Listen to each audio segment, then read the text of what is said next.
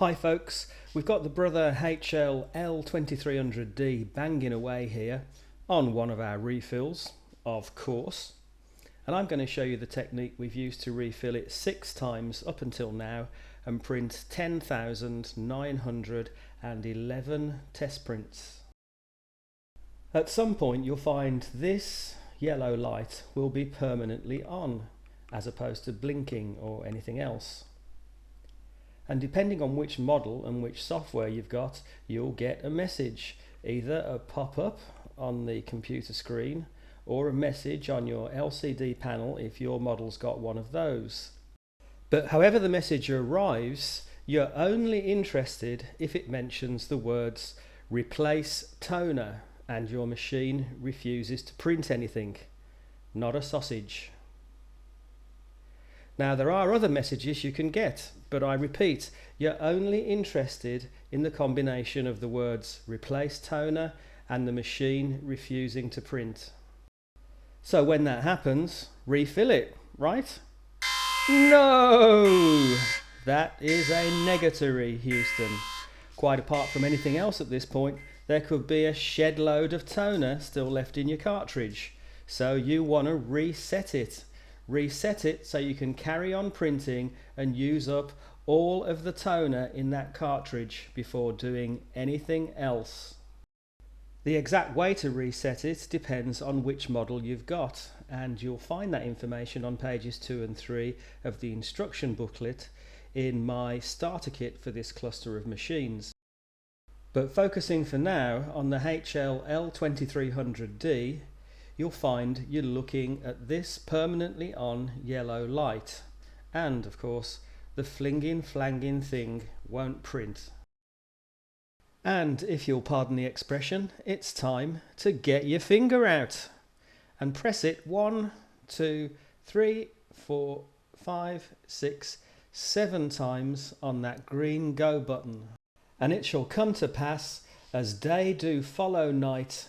Random lights will flash, the printer will print again, and thou shalt be saying, Darren Brown, Darren Schmown. That was magic. Now we're on the quest for fade out, a phenomenon that'll tell you when the cartridge is really empty. So have a butcher's at this that we've just caught at the early stages of fade out. The camera can hardly pick it up, but there is a vertical fade out streak just starting there. And clock that it's in one vertical track down the page, leaving the rest of the page virtually unaffected. A few pages later on, what's going on? The same vertical streak's gradually getting more pronounced, but the rest of the page is still pretty much okay.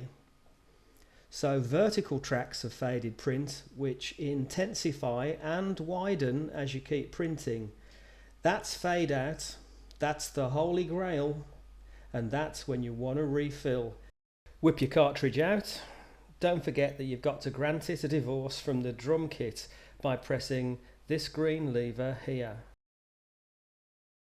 We've let our tool heat up for 5 minutes, and now without further ado we're going to melt a hole right there. Ooh, flashback. If you'd been looking at our website in 1996, you'd have seen us trying to alert the world to a gigantic Hewlett-Packard LaserJet 5L cartridge that was apparently terrorizing the North Atlantic and parts of Africa. But using a Titanic apple corer heated up with a blowtorch, we were able to breach the hull of the alien craft and refill with toner. We've developed the apple corer a bit since the early days, but in essence we are still trying to charge you for melting a hole in your own toner cartridge. We've all got mouths to feed in Birmingham. Think dry martini, shaken, not stirred. Get the cartridge almost vertical.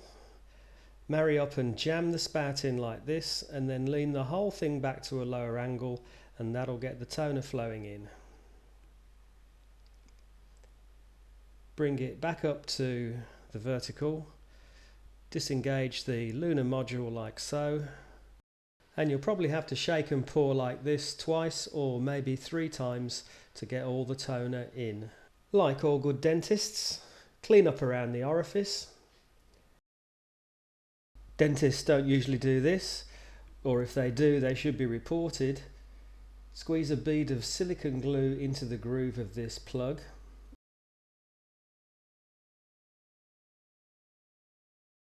Manipulate the plug into the hole like this, and that silicone glue squidges out a bit and creates a very nice seal, which you do need because this cartridge actively stirs the toner inside it. Then we wanged it back in, and the refill started banging out prints as if they were going out of fashion. And this was the result. If we can just compare that to the cartridge as it was printing a few minutes before, with fade out of course. I think if I couldn't see a difference there, I'd be going down to Specsavers, wouldn't I? Rapid recap. You had some kind of message that included the words replace toner, and the printer refused to print. You did not refill at that point. You reset it using the right technique for your model, and you carried on printing until you got fade out. Then you did the really smart thing and got yourself a U refill toner starter kit for the HL-L2300d family.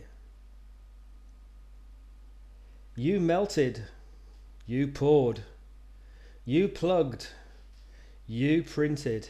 You saved 30 or maybe even 40 squid, and you realised you must be at least a luminary, if not in fact a full-blown genius.